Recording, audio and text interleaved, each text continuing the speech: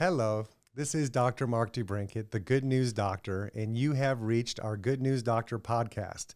Now, today I am so excited to be revealing to you some information that many of you don't even know exists. I have waited several years for this technology to surface.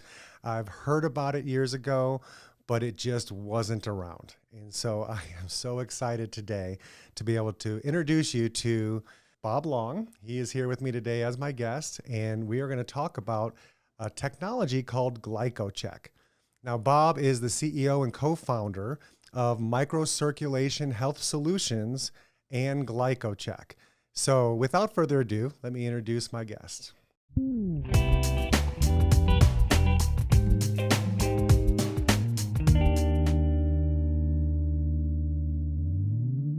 Well, hi, Mark. Welcome, Bob. It's good to be here. So glad to have you. We waited quite a while for this unveiling of this amazing technology, and I'm just so excited that you're here with me today to discuss it. Well, I'm glad to be here. The technology we will be talking about today, up until recently, has only been available to academic research hospitals around the world. And so you're actually only the third clinic in the United States to actually have one of these devices in your office. So congratulations. Yes, thank you. And I am just absolutely thrilled about this. So the topic we're going to talk about is microcirculation. Okay. And so when we talk about cardiovascular health, I think most of our listeners only think about arteries, veins, and heart, and they don't tie into the fact that the capillaries are 99% of your vascular system. Now, with that, let me just say, if you're a listener that is listening to this just audio only, I urge you to switch over to our YouTube channel because there's going to be some great visual effects that you're going to want to see. So with that, we know that when we're younger, maybe 18 to 25 years old, our capillaries are thumping. They're moving lots of blood through, and the capillaries, we literally have 65,000 miles of these things wrapped up inside of us. That is so amazing that we could actually wrap them around the earth 2.5 times, all from inside one single human being. And what people most likely don't realize, it's the capillaries that deliver the oxygen, the nutrients. This is where the blood lets go of the things it's bringing to the tissue. And it also grabs the metabolic waste and the things that aren't supposed to be in that tissue and will remove them. And so the capillaries are hundreds of times thinner than a piece of hair at some points. And the bigger vessels feed the smaller vessels, deliver the nutrients, grab the waste, pull them to the bigger vessels, and then back to the lungs to be reoxygenated again. And so we know this process is happening, but we've never been able to actually see it happen or really understand what happens to us physically and our health picture when we have problems with those capillaries. Right. So this new machine that we have has the ability to scan our body, give us an actual functional score of our blood vessels and all of these very small micro vessels, Right. and also tell us how healthy are the walls of the vessels. And that's really what I want to focus on talking about, because everybody else that is in the world of microcirculation, I think they're only talking about the amount of blood flow or how much blood, if it's even moving through those small vessels at all. But we're really not talking about the health of the lining of our vessels. And that is what your technology and with this amazing camera can really help us determine the health function of that. Right. So tell us a little bit about, I guess, just about the background of how we came up with all of this. Sure, I'd love to. So how I got involved, actually, it all probably started for me about 14 years ago. And it was at a time when I was traveling all over the world, heavily involved and working very hard. And I went to my personal physician and had what you might call a health scare. That's kind of a wake-up call. So I had kind of a tightness in my chest. So my personal physician said, I want you to go see a cardiologist. So I figured, okay, I'll run down. And so he had me go down to the regional hospital. Figured I'd be there an hour. And the cardiologist came in and said, well, you know, what you've probably got is a blockage. And so that's what I'm here at the hospital doing today, is I go in with this little camera in your groin, and it's called an angioplasty. We're going to go in and we'll be able to see if you have a blockage. And if you have a blockage, then we'll go in and put in what's called a stent, and we'll open up that area, and that would hopefully make it so you wouldn't have a heart attack. And so that wasn't exactly the news I was looking for that day. My previous background had been in the insurance and investment world for about 28 years. So in the back of my mind, I'm thinking, do I really want to do this? Because if I do, it's going to ruin my insurability for a very long time, right? But, you know, when a doctor tells you to do something, most people say, sure, I'm going to do it. What choice do I have? So I was the last procedure of the day because it wasn't an emergency. And I still remember vividly, you know, laying on this table, and the lights are super bright. And when they do this procedure, you're not totally out. So I was kind of hazy. I didn't feel anything. But I can still remember there was like the loudest rock music blaring in the background.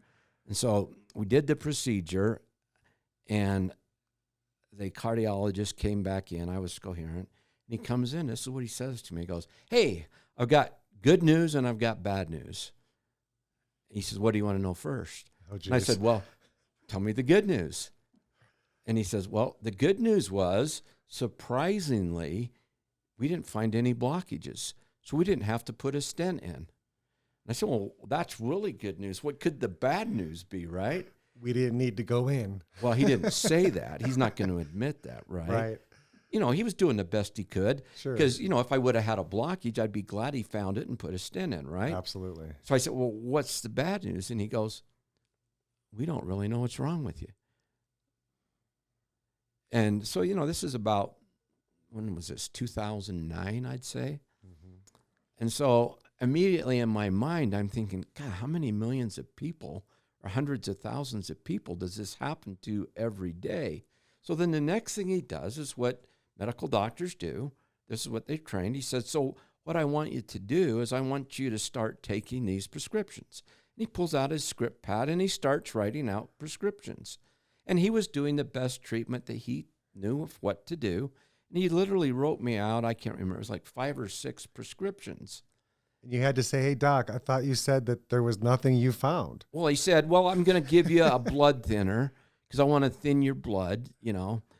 You might have high cholesterol, so I want you to start taking a statin. I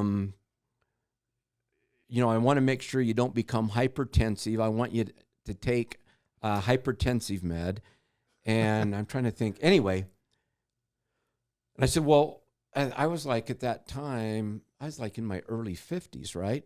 And so this isn't the kind of news you want to hear. Sure. And so I said, well, how long do you think I'll have to take these? He goes, the rest of your life. And I'm thinking, God, this doesn't sound that great.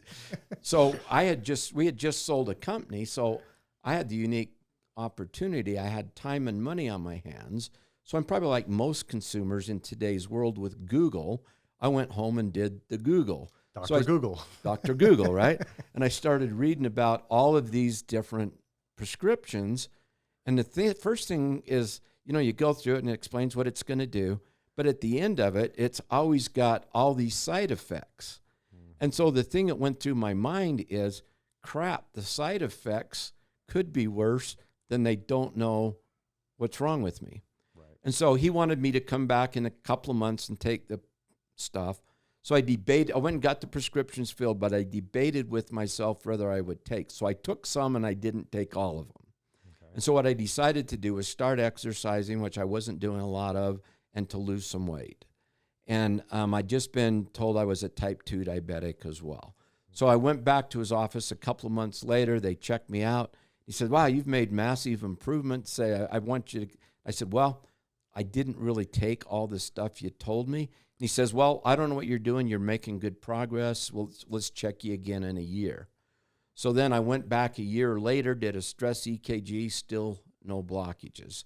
But for me, what that was is I wanted to know what's happening to me.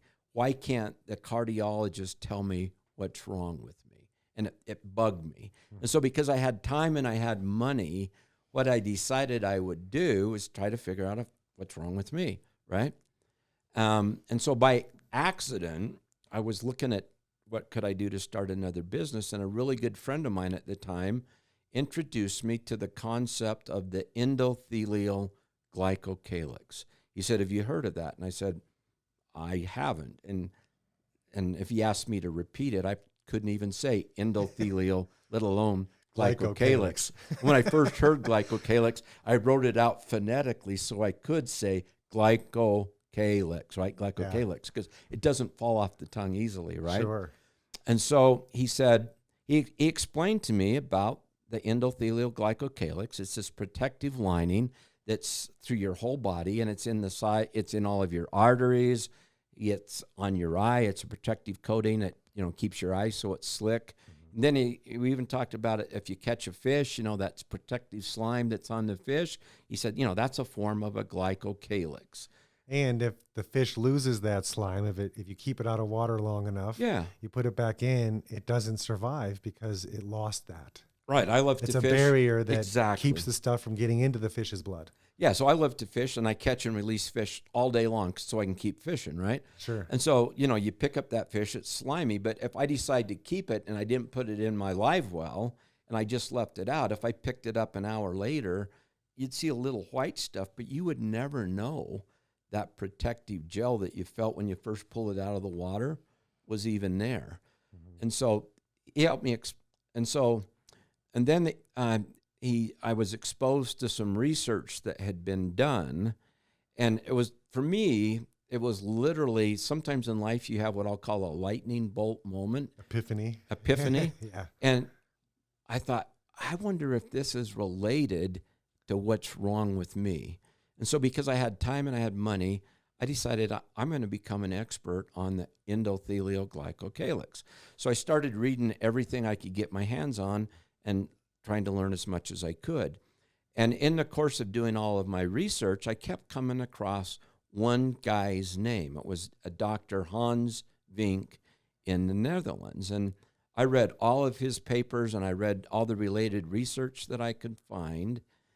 And I became convinced, because what I started to understand is not only was it this protective coating that you described well, that's through your whole body. It's a systemic organ. Mm-hmm. In fact, now medical experts agree, what we started saying 10 years ago, it's actually the largest systemic organ in your body. So a lot of people, if you ask what's the largest organ, they'll say your skin. No, Wrong. It's your vessels. It's actually your endothelial glycocalyx. It's everywhere. In fact, we calculated just to get an estimate, and we estimate if you were to lay it out at the surface area, it's over 10,000 square feet, if you can imagine. So for those listeners, think of the square footage of your house, and then, think about 10,000 square feet. That's the surface area that blood flows through your body millions of times a day. And as you adequately described, that's how all of the nutrients, all of the oxygen, and all of the hormones are delivered to every cell in your body through those little minute capillaries. So I grew up in Utah, so we have to irrigate. We don't have enough water. So really, you described it well. Your body's really, it's a pump. Starts with really big pipes. Those are the arteries, and it goes down to really pipes, and it gets down to the little drippers, which are the capillaries, which then feed every cell. And there's the arterial side that delivers it. Then it comes out the other side in the venous side, and then it takes it away, and it goes through a set of filters, and it gets reoxygenated, and that happens millions of times a day. Yeah, so our heart pumps over 2,000 gallons of blood through it in one 24-hour period. How much of that blood is getting to the destination? That's what really matters. Not just what's going through the big vessels, but what blood and how much of that is perfusing through these micro vessels, these tiny, tiny vessels that deliver it. And so let's talk about that glycocalyx for one more minute. Sure. And so I've always considered myself, from my past experience, as somewhat of an expert in microcirculation. It's been many years that I've studied it. And honestly, what I've learned from you and from Dr. Hans in the last couple months, I feel like I was only an elementary school student in the microcirculation world. Right. I've learned so much more about that lining. Nobody ever really talked about the lining inside these vessels. So a micro vessel could be up to 200 times smaller than a piece of hair, or you could put 100 pieces or 100 vessels inside one hair. Right, 100 capillaries fit 100 in one hair on capillaries your in head. one hair on your head. That's how microscopic we're talking about the blood flows through. Yeah.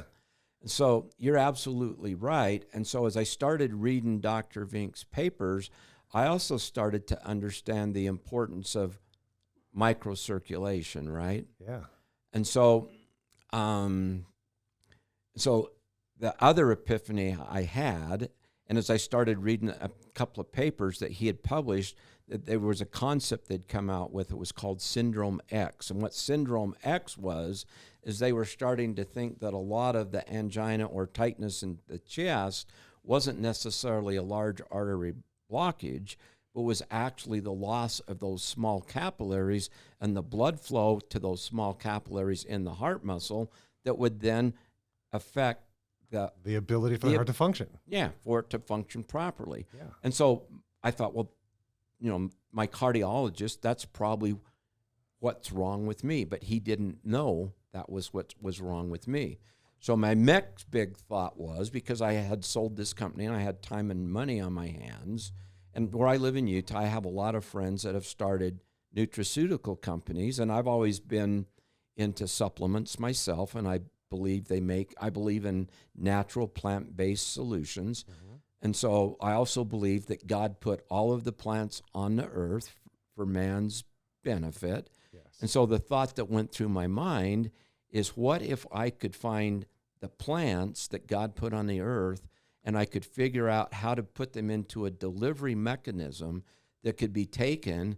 And what if I could go in on this Glycocalyx we're talking about? Mm-hmm. And what if I could recoat all the places in my body that had broken down over the first 52 or 53 years of my life? That's the fountain of youth right there. That's the fountain of youth. And I thought, if I could do that, maybe I could turn back my own health and fix myself. So, self-preservation is a great motivator. So I was interested in, first of all, what's happening to me, and then how could I fix it for me?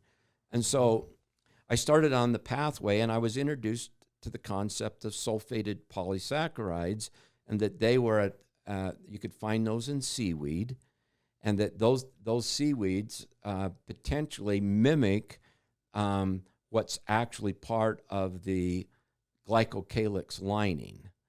And so I became a seaweed expert. I started researching all types of seaweed, and I was first introduced to one type of green seaweed, and I thought that was the perfect product. But then, as chance would have it, that seaweed's only grown in certain parts of the world. One of the places is around Japan. And about the time I was heavily into this development, they had that great big earthquake off the shore of Japan, and it was the Fukushima tidal wave came in. And you may remember there was a big earthquake in Japan, and that tidal wave came in and deactivated that nuclear plant. And so the fear was, well, if all of that nuclear radiation got into the ocean and it contaminates all of this seaweed, it probably just ruined my source of this type of seaweed. So, and I knew that everything went west to the Pacific, and where I was looking for other seaweeds was on the west coast of the Pacific. And so that caused me to think, well, that could also ruin these other seaweeds that I was paying seaweed research experts that we thought would be candidates, right? And sure enough, that radiation actually shows up now on the coast of California. Wow. And so that forced me to look at a different type of seaweed. And it, as accident would have it, or I think I was inspired, to be honest with you, it forced me to look at a different kind of seaweed. And as it turns out, the seaweed that we ended up picking is actually, not only was it an excellent source of the sulfated polysaccharides, but I actually have a added benefit in that there are enzymes that your body produces, and those enzymes actually decrease or wipe out that protective. That's how you get holes in it. And it's called heparinase. It's an enzyme. And so it turns out the seaweed that I shifted to is actually a heparinase inhibitor. So I actually get two benefits from that one piece. So it was a blessing in disguise. It was a blessing in disguise. So the way that this whole thing came to be is I thought, well, if I'm going to develop this therapeutic, So I hired a biochemist, and we started looking at stuff. And then she's from France, and so she had access to a new product that had just been introduced to the market. So part of my thinking was, who are the healthiest people in the world? So if you look in Japan, there's certain people that live, a very long time. They don't have very much cardiovascular disease. These called blue zones or something Yeah, like that? blue zones, right. Yeah. And so I'm thinking, well, maybe it's that seaweed, or maybe it's because they eat seaweed. We don't eat seaweed in America, right? And then the other area is the Mediterranean. So this just happened to be coming out of the Mediterranean. And so, the Mediterranean diet had just started to be introduced at that time and was becoming very popular. So I thought, well, this was an extract of a whole bunch of fruits and vegetables, and I was the first one to use the product. It was an extract of all kind of fruits and vegetables that had antioxidants and polyphenols in it, and that was my first product. And so, and I could have been satisfied to do that. And, most people, when you develop supplements, you take supplements or you take products, and you generally know how they work or why they work. But I think it's kind of anecdotal in a way. You take it, you have faith, and then maybe you see results. Right. And so as I had been reading all about Dr. Vink, I also knew that he had been working for a number of years to develop an imaging device. And I because I do Google alerts on things that I want to learn about every day, I saw that he got a patent issued, and this was back in early 2012. So I got the thought I could fly over to the Netherlands. I won't tell him that I've been working on a therapeutic because he's a hardcore scientist. Right. He only does research, and he'll probably think I'm foolish if I say this to him, right? And so that's what I did. And I flew over, and Hans was the nicest guy, and he was quite impressed that I had read all of his papers. Yeah. And I said, I just got a few questions. I need you to connect the dots on some stuff I don't understand. Yeah. And he went through it all and explained it to me. And then I said, what I really came to do is I want to get my Glycocalyx tested with your Glycocheck. That's what it was called. Yeah. And they just got a patent issued on it. So he proceeded to tell me about all the research that was going on at that time. And he said, in fact, we can even go into the ICU and with sepsis patients, and sepsis is very deadly. He says it wipes out the Glycocalyx. That's why they die, and it causes all the organs to fail. And on the treatment protocols, I can predict with 100% accuracy if the Glycocalyx doesn't recover, who's going to live and who's going to die. Wow. And I thought, this is absolutely phenomenal. Wow. So I described what I described to you earlier and explained to him that I had this incident, and I weighed a little more than I do now. Uh-huh. And, he's the nicest guy. You might hopefully get him on your podcast someday. That'd be great. But so he tested himself, and he's a thin, healthy Dutch guy, eats healthy, does what he can do. Yeah. He measured himself and proudly showed me on the computer screen, this is my score. Yeah. And at that time, we only measured one thing. And all we were focused on is what we call the perfuse boundary region. And that's what had gotten patented then. And that was the algorithm to calculate and measure the movement of the red blood cell in the vessels. How close it gets to and the how wall. close it gets to the endothelium. Yep. And then it calculates a systemic perfuse boundary region through your whole body. And so he showed me, look, I've got mine's as healthy as a young person. Right. And so this is what he said to me, and he meant it in the kindest of kind ways. He goes, I don't want you to be disappointed. He says this, we said to me, he said, you're big American. Yeah. You guys like your cheeseburgers, your fries, and your Cokes, right? And he says, so I don't want you to be disappointed if you don't get a good score. So he's setting you up. He was setting me up so Yeah. I wouldn't be disappointed, right? So he measured me, and we only took one measurement back then, and it took a minute to calculate, and then it brings up the report, and he's sitting there looking at it, and there's another guy, and they start talking to each other in Dutch. I don't understand Dutch. And he says, well, let me test you one more time. And so then he tests me again. And you're already taking this product. Well, right? I had been taking this product. In fact, that morning I actually took like 8 times the dose because I wanted to make sure if it was going to show up, it was going to show up, right? Right, yeah. So I took a lot of it. and I've been taking a lot of it to see if I was even on the right track. And so he says, he looks at it and he says, I'm really confused. That's what he says. I can't explain this. He says, I can't explain this. He said, your score's better than mine. Nice. And he said, it's not at all what I would have expected. And he said, so you got his attention. I got his attention. Yeah. And this is when I found out sometimes it's not funny to crack a joke. And I said, well, I cheat. And he goes, what do you mean you cheat? And I said, well, when I came over here, not only did I want to get tested, but I've been working on a therapeutic that I was targeting to see if I could actually fix this. And I said, so I've been taking this, and I wanted to see if you could, number one, tell me what my score was, but number two, could you tell me if I was on the right track? Yeah. And so this is when he got really emotional. And Hans and I had been best friends since this day. Yeah. And he said, Bob, he says, do you realize I spent at that time, it was like 25 years of my life. I was part of the team that first discovered and proved to the world that this glycocalyx even existed. Yeah. People thought we were crazy when we talked about this protective coating.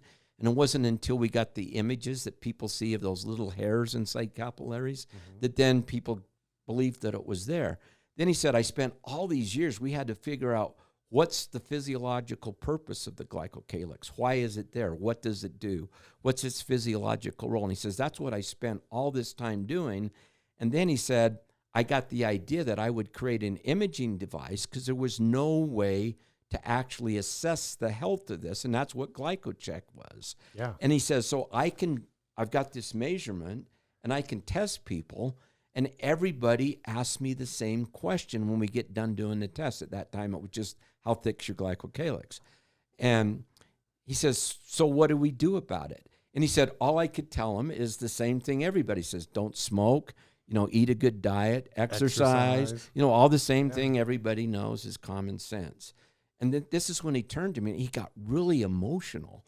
And I've never seen him get emotional like this. He says, Bob, do you realize you might have discovered the so what? Oh, man. And so then we started brainstorming.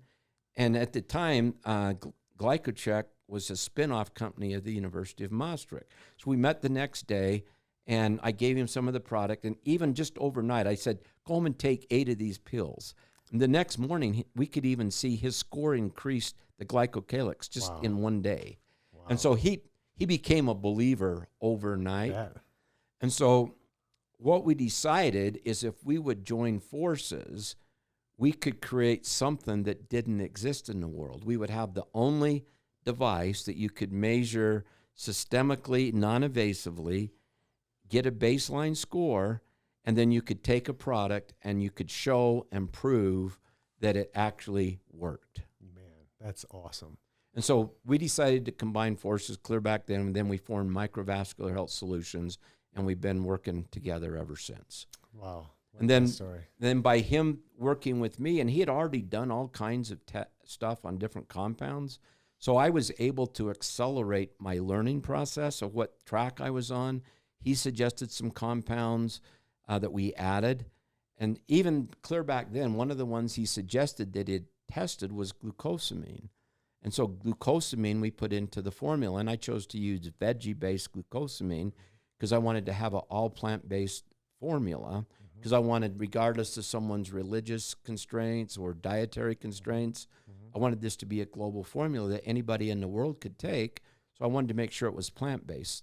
And so he said, you ought to look into glucosamine. And so I started doing a lot of research on glucosamine. This is, 12 years ago. And what I found, most people think of glucosamine and they think about joint health, right? That's what it's generally used for.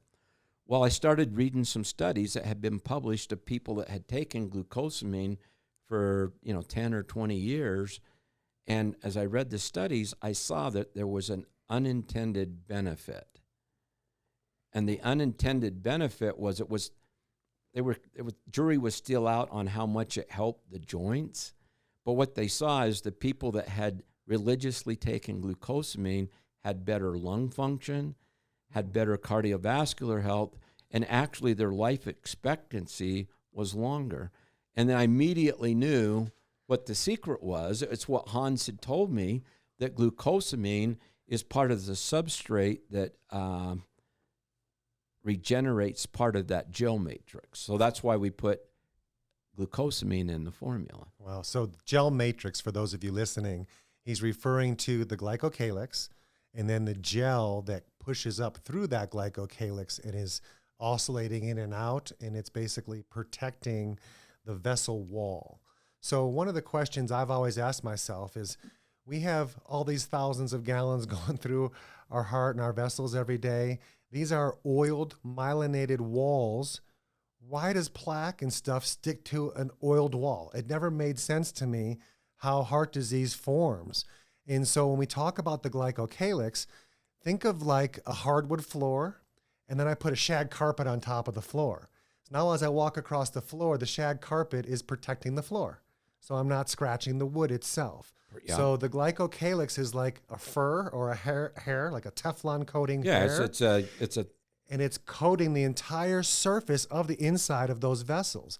And it's basically directing the flow of blood through the vessel, but keeping it off the wall of the vessel so it doesn't damage the wall, cause scarring, cause proteins to stick to the wall, causing or plasma to stick to the wall, or the white blood cells will find an area where the glycocalyx has been worn down, right, and that white blood cell will then stick to the part of the bare it's trying vessel wall, it's trying to repair that inflammation. Try to repair that inflammation. So we can clearly see that when people lose that glycocalyx, those are the areas of the vessels that get damaged. Right. Correct? Yeah, that's exactly right. And so the glycocalyx really consists of two things. So you have the endothelium, which is micro thin, and then one cell layer thick, right? One cell layer thick. And then attached to that is this sulfated polysaccharide matrix that look like the little hairs you're describing. Right. And we can show a picture of that. And you can show a picture that you can see that on the videos you're going to have them look at. Yeah. But then suspended in that is this gel matrix that's like 98% water. Mm-hmm. And so in the capillaries, and this is what Hans had to figure out, and it took him a very long time to do it, and you can give him a link to watch the videos and he'll explain it if you want. Yeah, that's glycocheck.com. Glycocheck.com. Mm-hmm. And then in the capillaries, what they learned is the capillaries are actually filled with this gel matrix. And so it gets into your capillaries. They're not all active at the same time. And so what we started to measure, and as we learned more science, is we would figure out what's the capillary density. So like you were describing, when you're really young, you've got a whole bunch of them, right? Yeah. And that's why you're really blood's healthy. Flowing through all and of the blood's little flowing ones, through all of them. And then your body regulates and controls. So if I'm just sitting and relaxing, I don't need blood to be flowing through those all the time.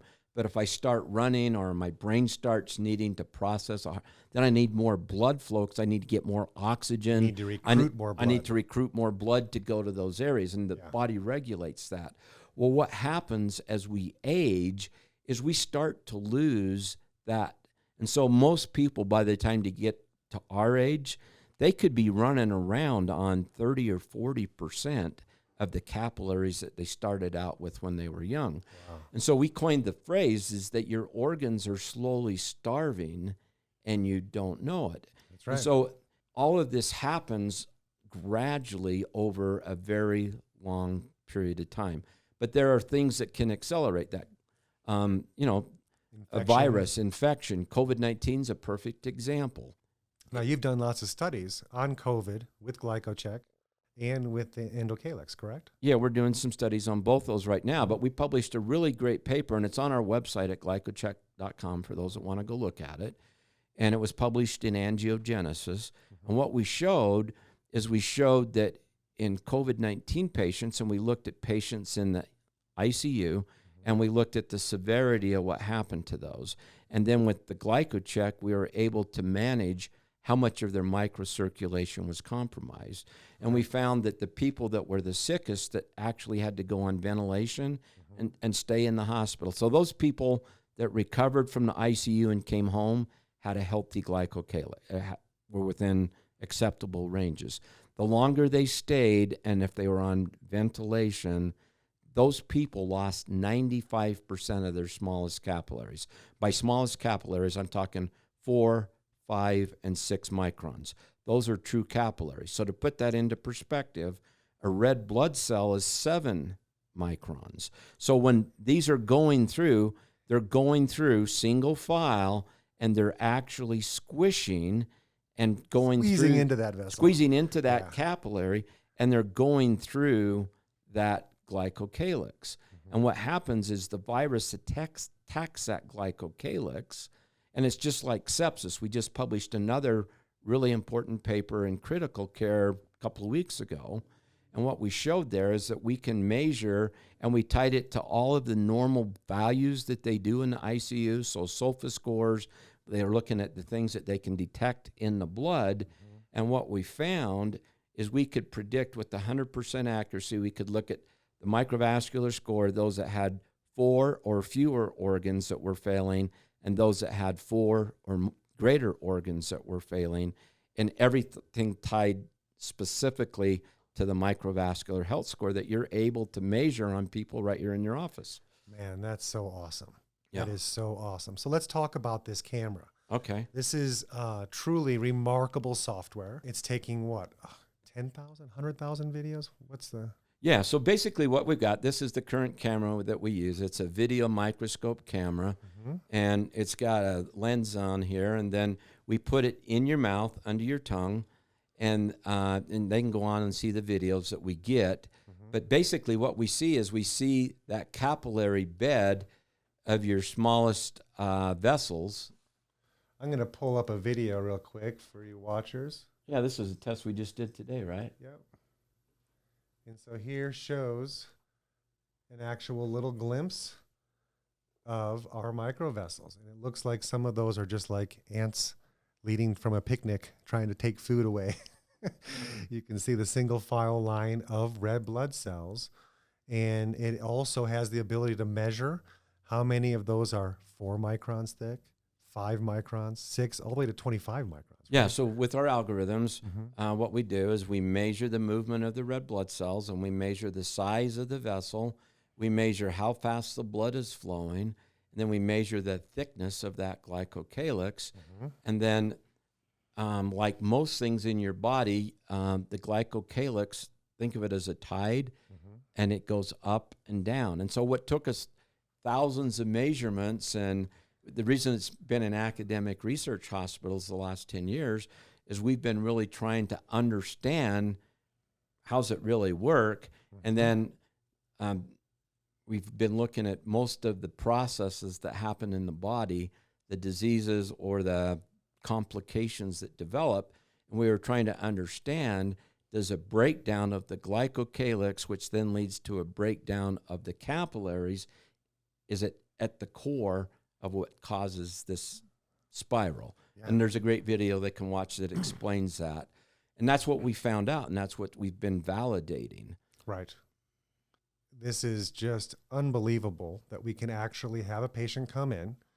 We can do a scan on them where they're watching the video of their own live blood flow at vessels that are so tiny. And that's another reason why doctors haven't really done a whole lot with microvessels, because they're too small. We don't have instruments to operate them that small. No, and so the closest one is they can do Doppler, but that's only getting to the feeder vessels. It's not getting to the capillary. The tiniest, smallest vessels. And the same thing when they do retina scans, when you go to your eye doctor, again, they can't see at the level that we're able to see at. Right. And so that was, until Hans developed till we got the camera. The cameras have been available, but there was no software to do it. Right. And so what people used to do is they got images like you're showing, and then somebody would sit there and they'd have to make a judgment of how big's that vessel, and then what's the blood flow and all that. So it was pretty subjective. So what we created were the algorithms that takes the human element out of it, just like you talk about with x-rays. Yeah. You know, Can't hide your bones. you can't hide your bones. You can't hide your capillaries and you can't hide how much blood flow there is, and you can't hide how. You can't control that with your mind. No. It's a function thing. It's a function thing. Yeah. So that's what we created. Yeah. And so not only do we have the ability to basically assess how healthy is my lifestyle and how well has that translated into my overall vascular picture of health, but the good news is we can take this information and then use that information to change what we're actually doing for our health picture, and then retest ourselves down the road a little bit and see that it's working, or maybe it's not working. Right. And so the thing I like to stress with people is everybody's different.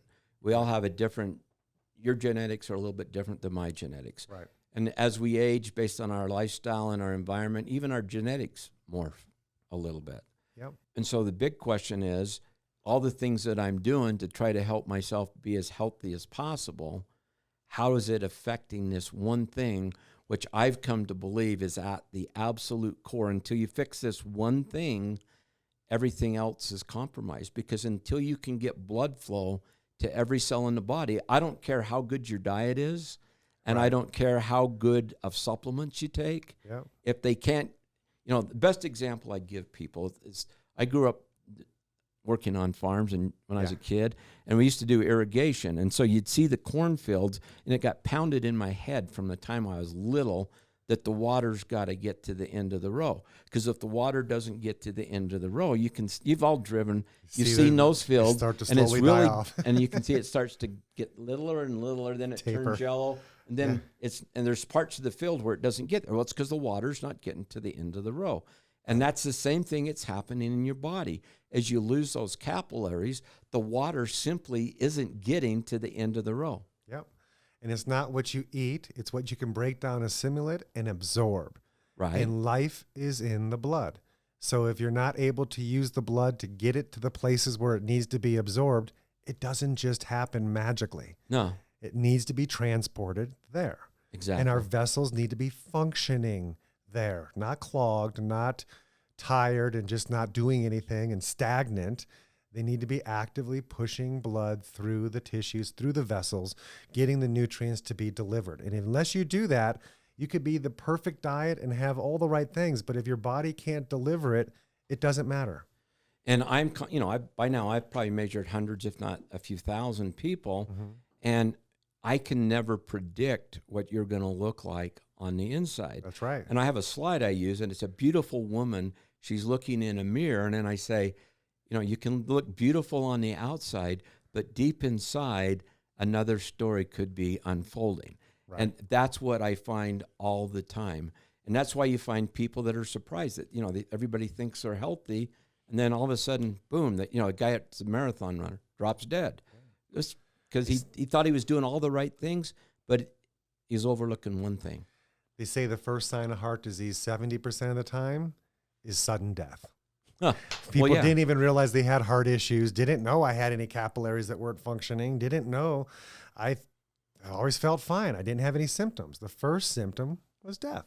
Right. And so if I had $1 for every doctor that's told me now, I probably would be retired. But what they tell me is, what this really allows us to do is this allows us to look and peer inside and see what's happening. And we're in some pretty big studies tying it to Framingham risk scores and a bunch of stuff. But what this really is, it's the canary in the coal mine that's going to give you an example of what's happening 20 or 30 years in advance of the big event. That's right. And so the doctors, when they're treating a heart attack or a stroke, if I had $1 for everyone, said, I wish we had a tool like this so we could have. What if we could have known this 20 years ago, and what if we could have done something to prevent this? Right. That's what's so cool about this. Right. Well, this is like the 1-2 punch here. Not only can we scan now and identify and take out all the guesswork. That's what I love about brain mapping too. It was like, we can talk about brain health, but until I see what you're actually doing neurologically, I don't really know how to help you best as quick as possible. So now we have the ability to not only scan brain, not only scan our body's neurology, now we can look into the blood and we can really see the markers and see the warning signs before they ever manifest into an actual condition. But we could also use that information then. The good news is we can't just identify what the problem is. We can treat the problem now. We can actually take a supplement that has been proven to help grow this glycocalyx back. Right. And it's going to grow it back in the weak areas of your vessels where you've missed it. And that's where things leak through the vessels and go septic or get behind the vessel wall and make it hard. Right. You asked me, how do you get blockages? Well, what happens is, we're here in Colorado, you get rutty roads in the winter and so if you look down that road, you see these ruts. Those are like the holes in the glycocalyx. Mm-hmm. So that's where you start to get those plaque builds. And that's where your car gets damaged. And that's where we're targeting. Yeah. And so what I set out to do is, what if we could recoat with a whole new coating? And that's what like having your driveway re-blacktopped. Exactly. You're putting a fresh coat over the top. My surface area is stronger.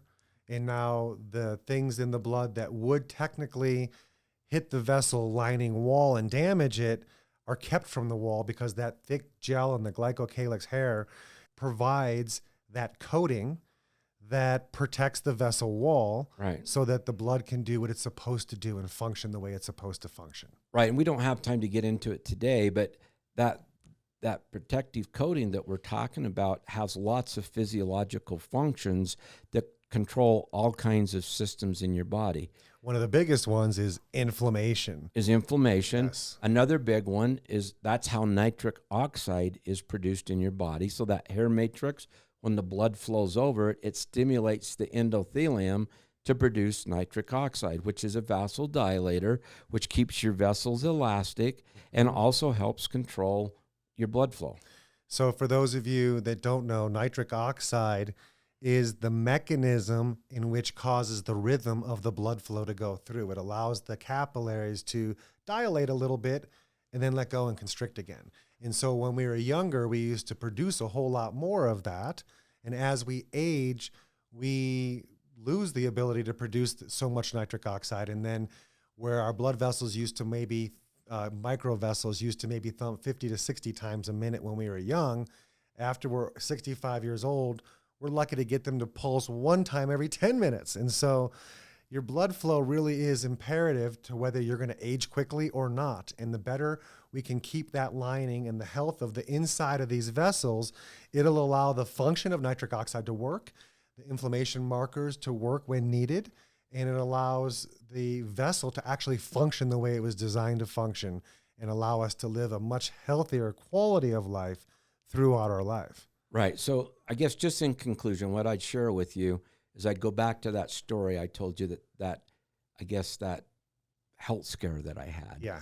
And so when the cardiologist was talking to me, I know he didn't say this to me, but what I heard him say, and this is what came across, this is what I registered in my mind. Okay. He didn't say this, but I heard him say, dude, you have really screwed up.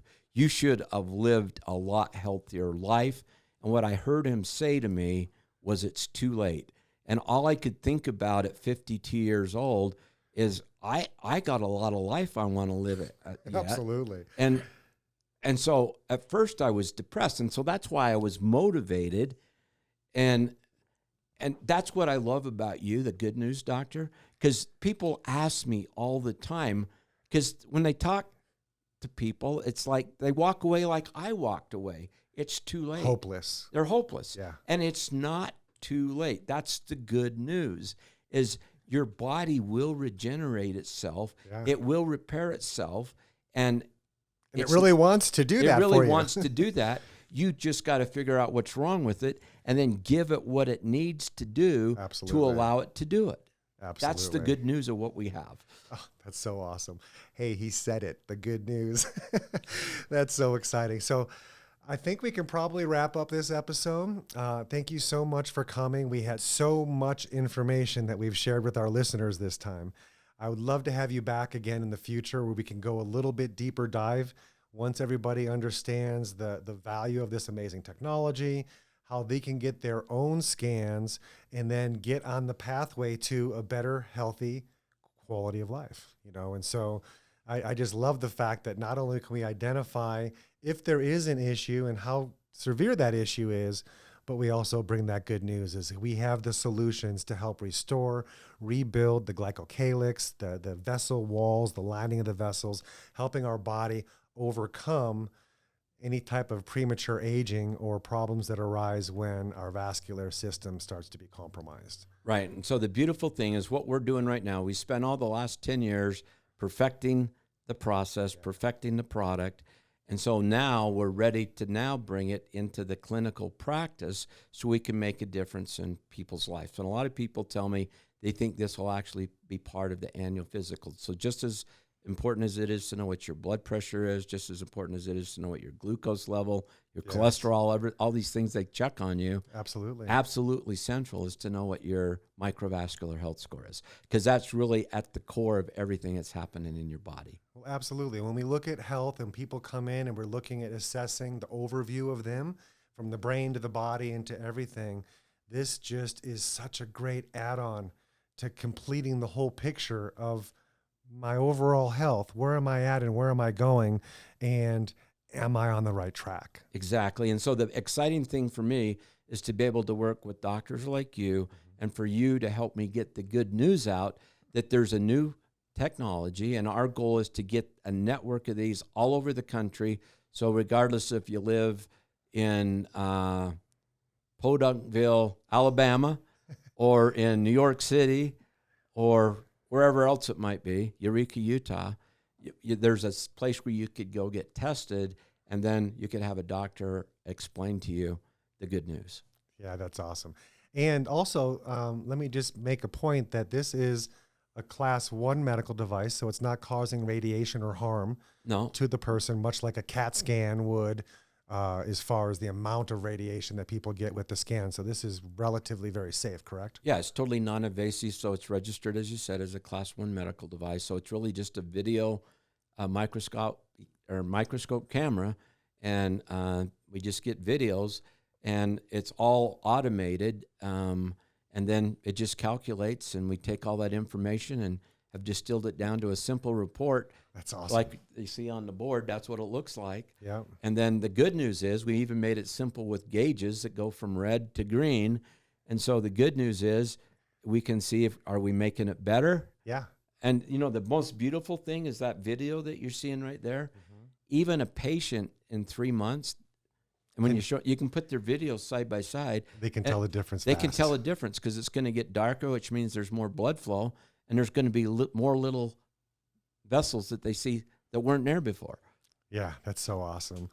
Well, I've always made it my point in practice to be able to begin with the end in mind for those people that come in. So I don't just want to throw things at you and hope it works. I want to really evaluate exactly where you're at in your health picture, begin with the end in mind, and then have a plan to get you to that goal. So this is a product that we now offer here at the Good News Doctors Clinic, and we can allow you to get that picture of your own cardiovascular health and add it to your repertoire of what we're finding and how we can help you, and literally lay out that pathway and then be able to prove the result as we go down that road.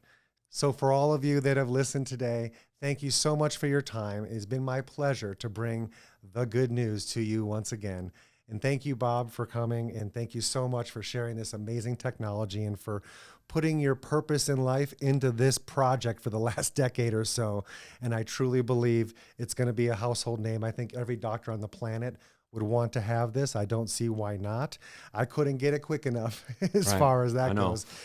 Been so excited about this day for a very long time, and I'm so glad it's here. And my patients, thank you. They're going to be so excited to see their own health score and how we can help them save many of their lives and give them a much better quality of life. Well, I appreciate being here, and that's my biggest joy, is to improve the health of millions of people worldwide. Awesome.